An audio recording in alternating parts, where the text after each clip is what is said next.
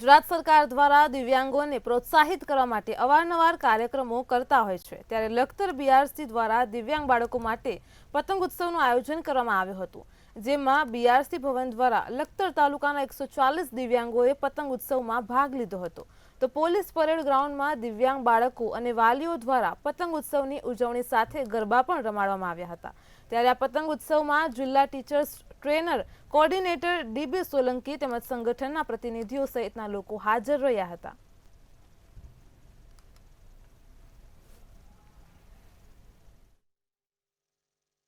આજના લખતર તાલુકાની પ્રાથમિક શાળાઓમાં દિવ્યાંગ બાળકો જે નોંધાયેલા છે તે દિવ્યાંગ બાળકો અને સાથે આવેલા વાલીઓનો સંયુક્ત પતંગોત્સવનું આજે આયોજન બીઆરસી ભવન લખતર તરફથી કરવામાં આવ્યું છે અને સાથે સાથે બાળકોને પસંદ આવે એ રીતનું ભોજન સમારંભનું પણ આજનું આયોજન કર્યું છે. તે માટે આપણે જોઈએ છીએ કે સમાજમાં દિવ્યાંગ બાળકો માટે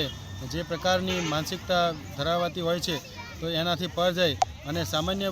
વિદ્યાર્થીઓ પતંગ ઉત્સવનો આનંદ લેતા હોય, પરંતુ દિવ્યાંગ બાળકો માટેનો આજનો જે વિચાર છે તે બાળકો પર તેમના મુખારબિંદ પર હાસ્ય લાવવાનો આજનો જે પ્રયત્ન છે, તો હું આજે ખૂબ ખુશી અનુભવું છું.